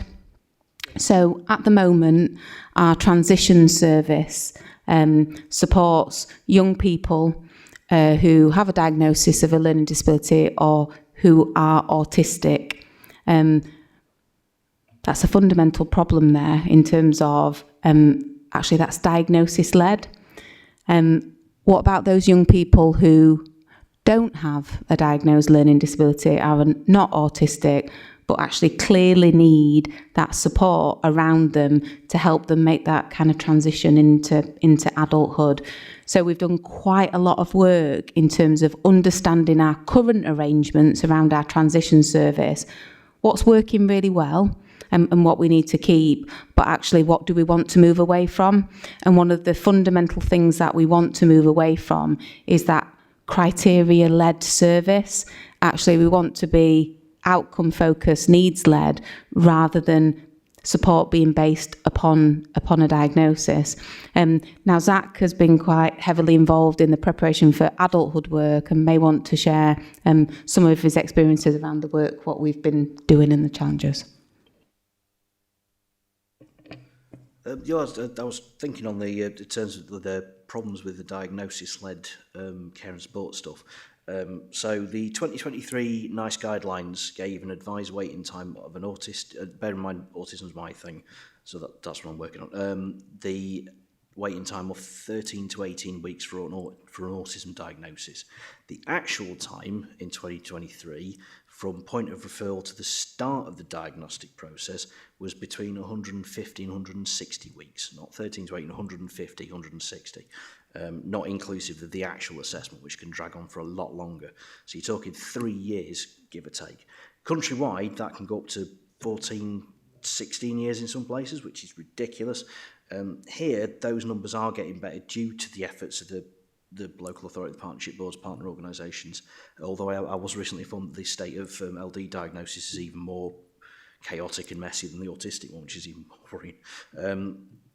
Basically, the problem is that it then falls to health and social care to deal with the inevitable fallout, because you're looking at the undermined trust in the system, the fairly justifiable cynicism, not misplaced feelings of abandonment and being let down, not to mention the well-established and evidenced deleterious effects of delays in education and the like that they actually cause, and the personal issues that brings up with the person undergoing that problem. And this starts from arguably age 4 onwards. Right? So by the time you get to sort of 14, a lot of the damage is already well set in. Even then, diagnosis, not necessarily, it shouldn't be an end game. We were speaking about complacency earlier, so even if you do get one, I was speaking to a fellow board member who very recently graduated as an LD nurse and a social worker, who said to me that she's really happy to have letters after a name that she didn't get from a diagnosis, but from her own hard work. She's just now in the past, would have been 3 to 6 weeks, starting on a career in this, with proper, effective and often quite minimal support. This is something that she should have been doing as a school leaver. however long ago it was, not as an adult, right? And that's with the diagnosis. So yeah, avoiding the whole concept of diagnostic-led criteria, it doesn't necessarily help and often makes things worse. Trying to seek the diagnosis is actually causing some of the problems. Yeah, I think that's covered that, I think. I just want to talk about our 11-year-old one of the carers, so mine's about young carers as well. The help and equalities for young carers around poverty, single parent families, a lot of things like that, but also add on to the diagnosis. And I also remember when I had a diagnosis as a child, well, like an ASBO, I had to live up to the label, personality disorder. What does that mean? So you have to live up to a label, and I think that's very dangerous. Having a diagnosis as a child is very life-limiting thought process. That's me, I'm done. That's all I can. I'll be a schizophrenic. I'll be a person with bipolar. I'll be a person with schizoaffective. I've had all these diagnoses. That's why I can talk about them. But you don't believe you've got any hope. All your hope goes. Everything around you is different. So you act different. No, and then also what you also lose a part of that process. You lose all the people around you. You lose all your friends. You're not excited to parties or relationships, or you're not going to school discos, and you're not going on these trips that families go on, and all of a sudden because you've got this label. So there's two parts of discrimination. There's an internal discrimination, the discrimination that you feel, that there's a discrimination that you get from the society. So be very, very wary when you give somebody a label. Think about also the discrimination that this person is going to get from society as a part of result of getting the label that they've been given. I think that's a very important thing. And then we talk about leaving care or sexual abuse or surviving physical, whatever, all the other things that come along with things that are transitioning that we know we work with every day.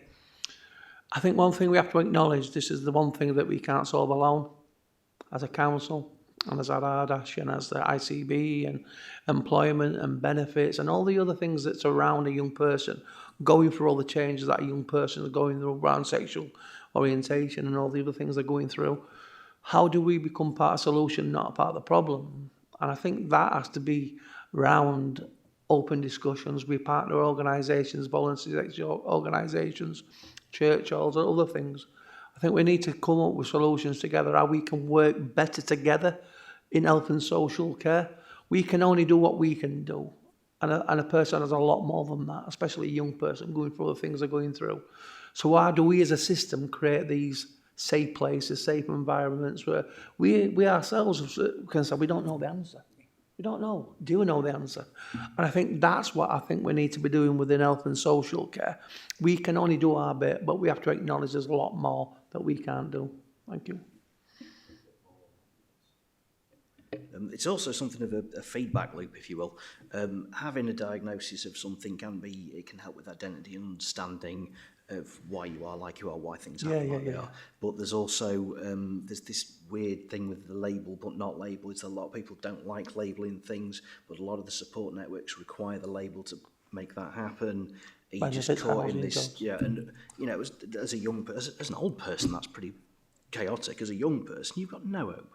And obviously, again, this all falls into the mental health services and adult social care to deal with this fallout from this very early starting problem.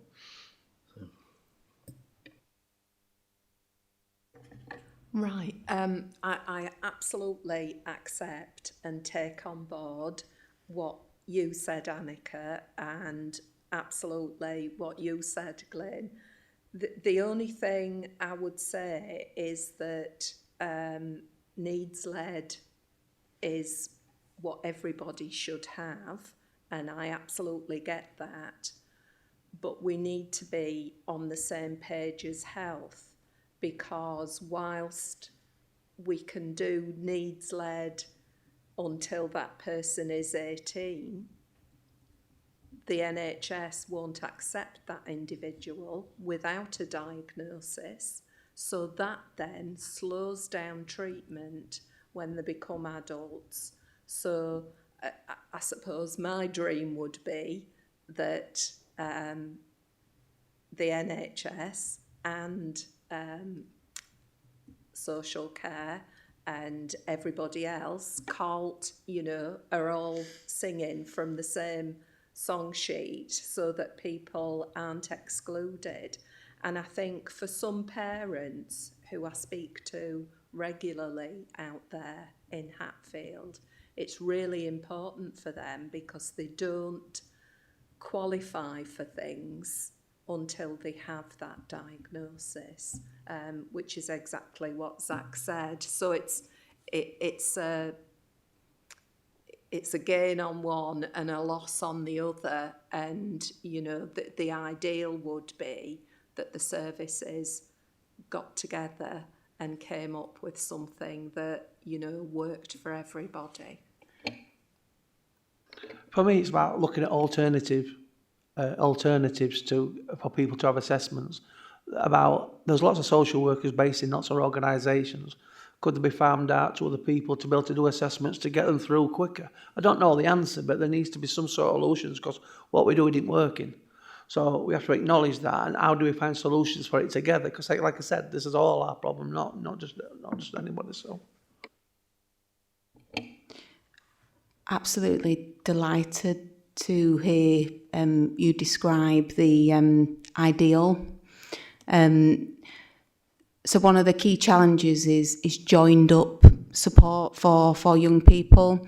We're currently at the stage now where we're going to be making quite a significant proposal to our partnership, and that partnership proposal will be to develop a multi-agency transitions hub, where we have key partners actually coming together to have joined up conversations about young people who require support going into their adulthood. So that range of partners, adult social care, our integrated care board, you know, our mental health provider, education, housing, employment, a truly multi-agency transition hub. So actually when we're looking at young people and what support they require, actually those are joint conversations. So we're currently at the stage now where we've looked at reviewing our arrangements, what's working, but actually one of the key challenges is that joined up support. So just really kind of excited to hear you kind of describe that ideal and that dream, because actually that's part of the next step in terms of our proposal of how do we improve. So really welcome you kind of sharing your thoughts around that. can I just say on that as well, let's not forget our Arts and Culture Centre. We've got Donny Rovers, we've got Donny Knights, we've got lots of we've got lots of golf clubs. There's lots of libraries in that. Let's not forget that sector, because that has a massive influence on our young children. Thank you, and bring them into the fold. I believe also at the moment the diagnostic process for autism and some other things there's been a lot of changes in the past year or so that has made it much more multidisciplinary approach anyway. So they're now sort of triaging things with different groups already. So I mean that's early days, and one of my children's passing through that kind of process now, so I'll be able to tell you whether or not that worked maybe next year, but hopefully not in 3 to 16 years would be nice. Thank you for that, Zach. So priority 8, develop and support the wellbeing of Doncaster's adult social care workforce so they can support Doncaster people to live their best lives.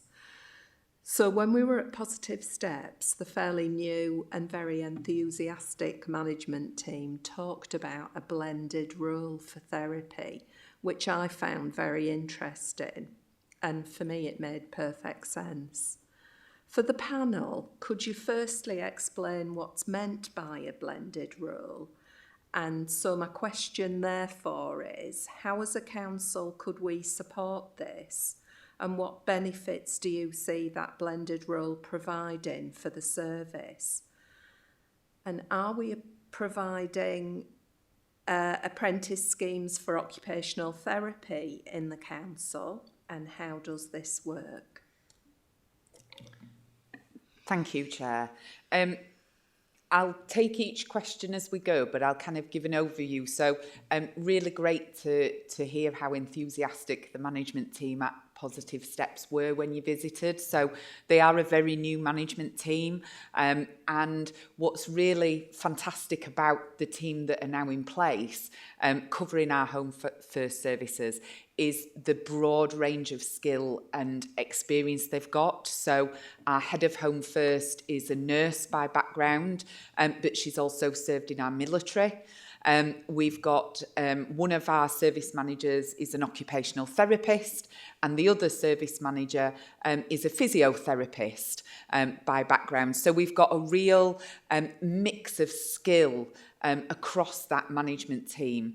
What that allows us to do is look more creatively in terms of the roles that we have within, for example, Positive Steps, but not just limited to Positive Steps. So what that management team's currently looking at is how do we support people better who do need the support by Positive Steps? How do we make sure that that service is the best that it can be in terms of re-abling people to return home? So this kind of touches on your earlier question around people returning home out of hospital. Positive Steps is the other kind of option for people really coming out of hospital, which is where they can't return home. They can go and stay within Positive Steps for a short period of time whilst they receive re-ablement support.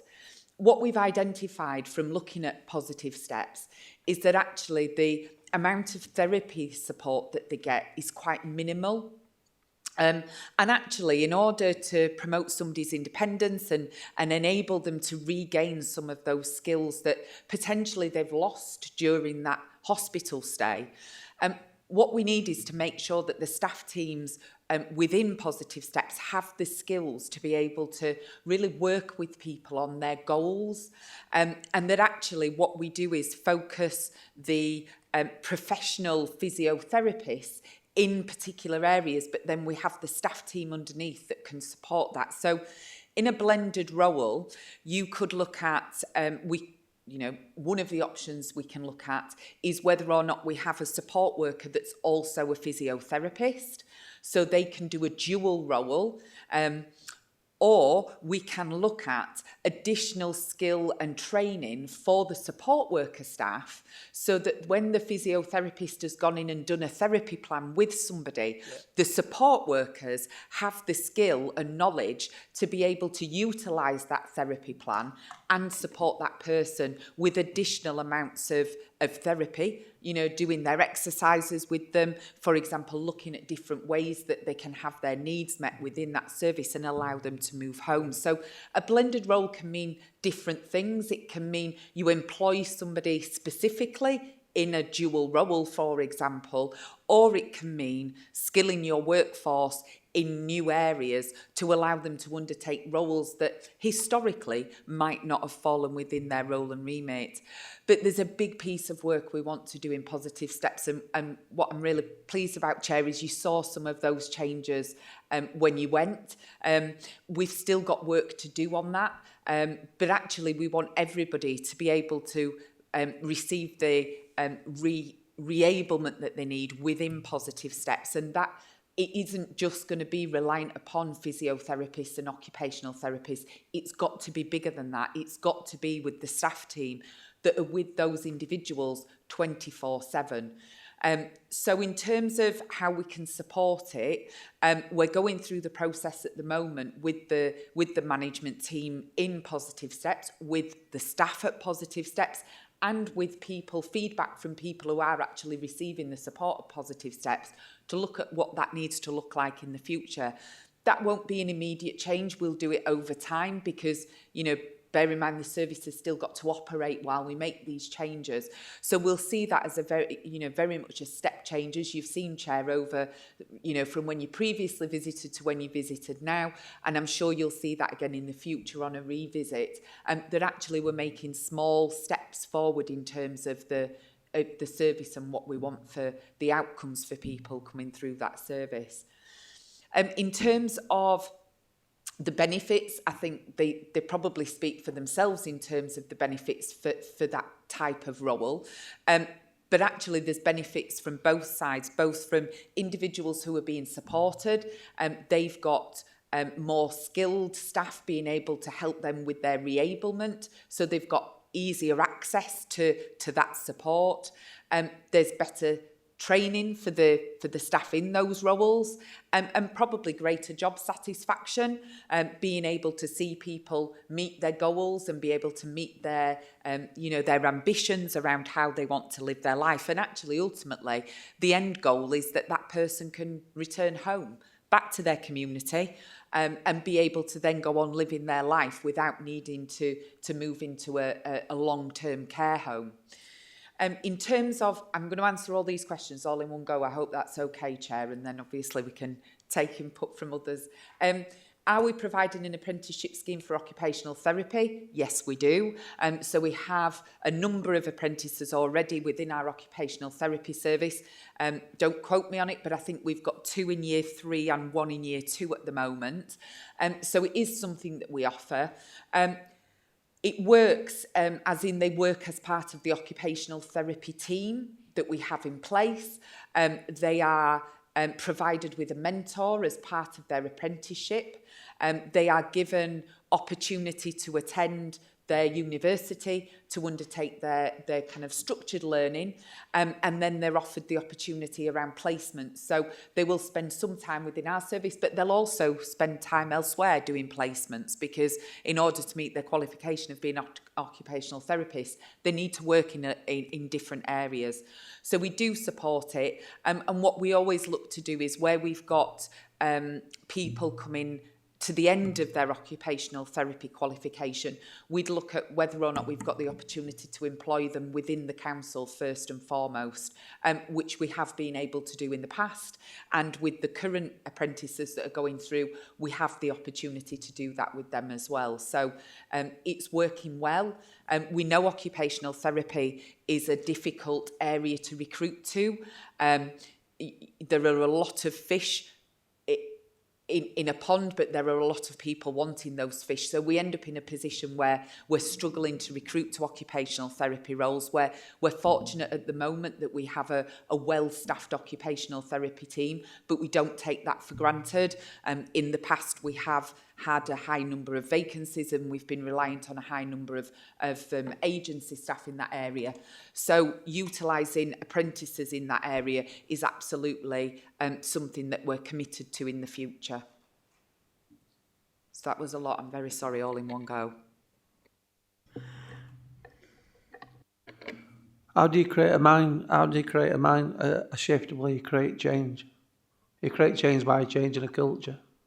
You also got to see yourself within that culture and your place within that culture, and about being part of the solution, not about the problem. The work that we're doing within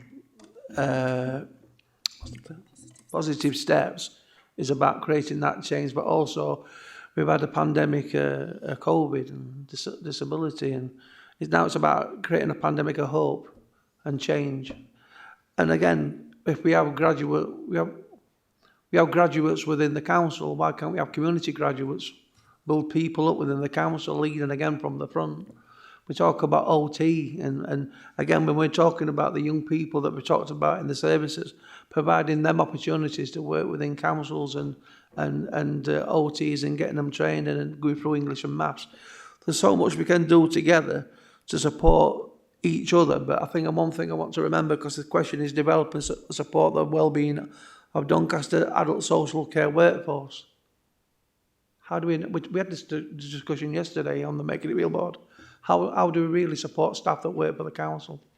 How do we really support staff that are struggling?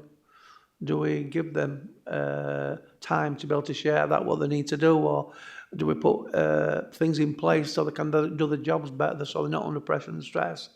This is one that we need to be looking about around workforce. It's a big thing for us, because without having a healthy workforce, they're not there to look after the people who need them. So it is fundamentally important, and again, that's something we're going to be looking at on the Making It Real board.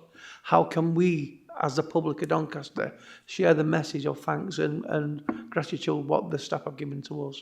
Thank you. Like I said before, I've had the experience of working with STEPS, or them working with me.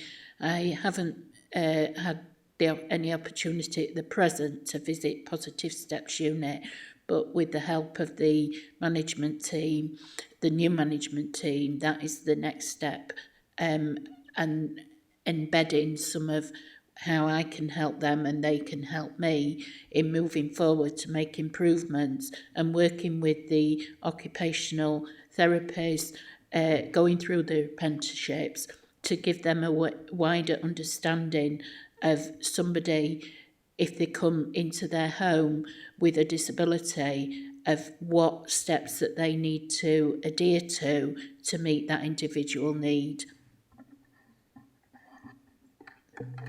Thank you for that. I would just say that I'm not, this isn't a secret, but our acute trust aren't going to provide apprentices for OTs, so be ready to get yours poached if you're still providing training. So my next question, I think, has already been answered. So if we move on to priority 9. Matt. Yes, thank you, Chair. Regarding progress in improving the equality, diversity and inclusion, could you provide us with an example of what has been achieved?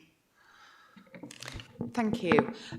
We've woven equality, diversity and inclusion into a lot of our staff communications over the last year, and really started to emphasise to our staff that good adult social care is based on inclusion. You can't do that well without a focus and a grip on equality and diversity. Really making sure that we're understanding every person as an individual and understanding what barriers they've faced. Lots of our staff already get that, and they know that every conversation that we have needs to build that rapport, to build mutual trust and understanding, and I know Zach touched on that earlier. For example, we had a recent equality diversity workshop, and one of our occupational therapists actually talked about how she'd taken time and thought really hard about supporting somebody who was transgender, and had worked through how she could immediately put them at ease by supporting their self-identity. Doing that enabled those barriers to be broken down, and it helped that person to be open to the advice and support that would really help them. I think it's an area that we're still working on.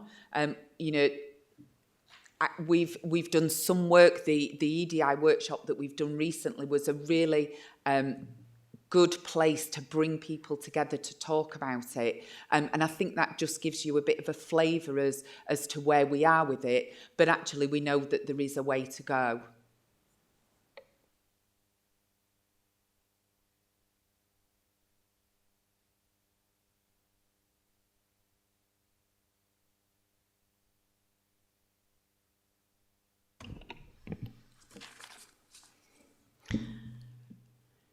Could you tell us more about the programme of leadership development, including reverse mentoring, please? Yeah, so reverse mentoring brings together senior leaders with people of diverse backgrounds, and it helps them to practically understand barriers and glass ceilings that are an everyday part of their lives. Having that practical understanding helps senior leaders to understand the steps they need to take to try and reduce those inequalities, perhaps in the way services are delivered or in the way that staff from diverse backgrounds are supported. So it's very much about learning from the lived experience, and that's how reverse mentoring takes place. There's a small amount of reverse mentoring that's taking place in other parts of the council, and we're seeking to build on that and bring it and embed it in adult social care. And we've got that ambition to do that as early in 2025 as we can. And what we do acknowledge that it's important that we manage that carefully to make sure it's a safe and supportive environment for all participants. So both the leaders and the people with lived experience who are supporting them with that reverse mentoring. I reverse mentor 3 people. I reverse mentor Damien Allen, Lee Tillman and Toby Lewis from Ardash. And it's about looking at it through a community lens. It's about looking at things through a disability lens. It's about looking at people through a voluntary sector lens.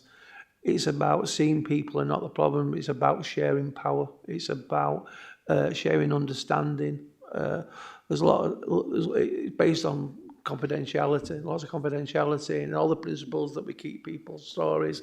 It's about a time-limited thing. It's about the person who are mentored. They bring the conversations. They lead, talk about the thing. We don't assume that because of what they talked about last time is necessarily the one they want to talk about that the same thing this time. And again within the leadership people that I talk to, there's a lot of intimate, personal things that they talk about in their life that's changed them, made them into the people they are.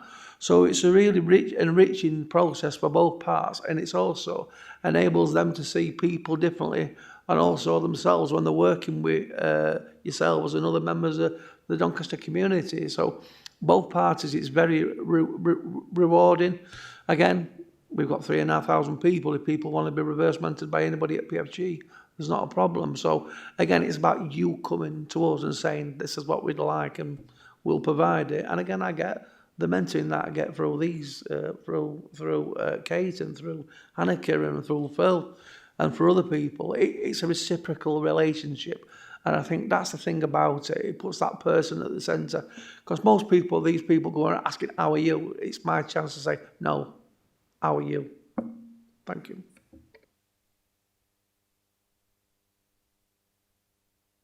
I think the next question's yours as well, so. It is. Could you provide more detail on the shared commitment to cultural competency across adult social care, on how it's been co-produced and is being finalised? Thank you, Councillor Knowles. So staff from diverse backgrounds, as well as people who have been in receipt of care and support, are being brought together by a researcher from the University of York.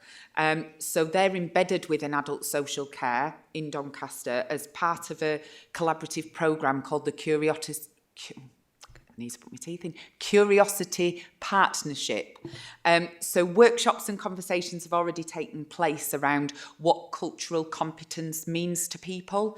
And that's very much in practical terms. So not knowing everything about people from different backgrounds, but actually having the humility to be able to seek out that information. So the shared commitment will be published before the end of the year. It's currently in draft and it's being reviewed by a group of staff and people with lived experience. And the statement will have a number of themes running through it, which will be used to drive practical actions in 2025 to further improve the equality, diversity and inclusion in adult social care.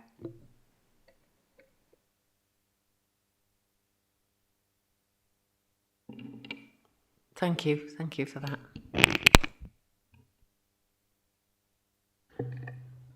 So I think that's the last of our questions.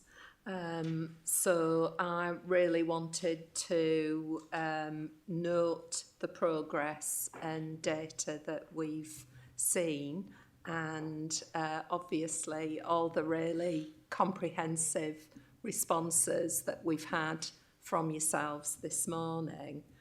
There was one thing I just wanted to say when we talked about working with people with a learning disability, really. I just wanted to say that truthfully, as the most privileged person on this planet, I can tell you I've learnt more from people with a learning disability than I think they've learnt from me.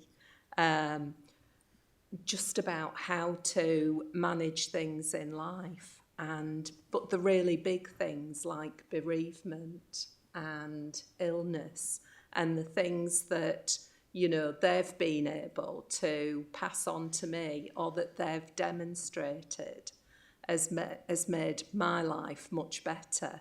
And I don't doubt for 1 minute that people who employ somebody with a learning disability will get far more out of that relationship in some ways than the individual themselves. So I really wanted to say this. And before we finish, the other thing that I wanted to say on behalf of the committee was the inspection at Amersol, which was outstanding. We just wanted to congratulate Amersol on that wonderful inspection and say well done, really. What we intend to do now is our future work plan. So I'm going to give you the opportunity to leave at this point because it's, you know, lunchtime, and I'm sure everybody's ready for a break and a drink, and just say thank you for this morning, for your, you know, honest responses and the things and the information that you've given us, which is really, really helpful. And it might be a good plan for this to be revisited possibly next year in next year's programme, just to see where we are at that point. So thank you, everybody. Chair, I think Helen, if she may, wanted to say some final words, if she can have your permission to do that. I just want to say, as my role of co-chair of the Making It Real board, I'd like to thank the rest of the team for attending today, and I hope that we've been able to answer your questions truthfully and honestly, and that if there is anything that you need us to expand on, then please feel free. But I hope that we've answered everything within the strategy and the priorities going forward for next year of hopefully how they can be improved. So I'd just like to thank you for your time of allowing us to come and present to you today. Thank you. Yeah, I just wanted to echo that, and I just want to thank everybody for this really positive, life-lifting experience today. I've done a lot of these, but today's been different somehow. I feel really nurtured, I feel really safe, I feel that it's been a really positive, interactive conversation. I just feel that there's been no power imbalance from your roles as councillors, and I just think it's been a really uplifting experience. So I just want to thank you from me. Thank you. Final word, if you've got anybody you know that's got lived experience that'd be any use, then hook us up with the board, and they can sit here and do this as well. Thank you. Thank you. Just to finish, I think it makes a big difference to us as a committee when we actually get out there and see what's happening. I think it gives us all a much better understanding of scrutiny and what we're looking at, and we found that a very positive experience. And we're absolutely happy to facilitate that in the future. So, you know, really happy to support the committee in visiting other of our services or revisiting the services you've been to. So, you know, please do just get in touch if that is something you'd want to do in the future, because we'd absolutely support that.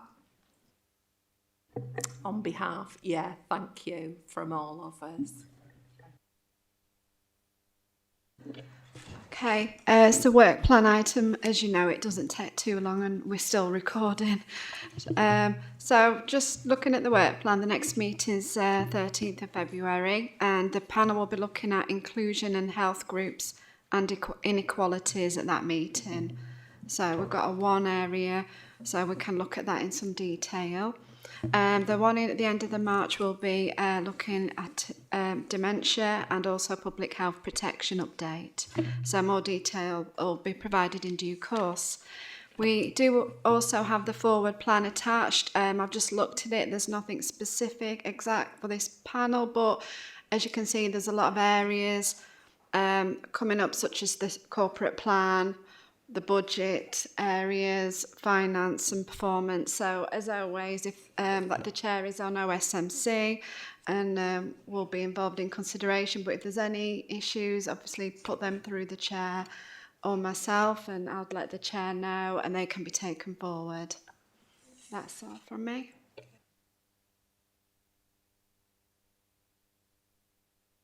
Yeah, so I'd like to close the meeting. Thank you very much.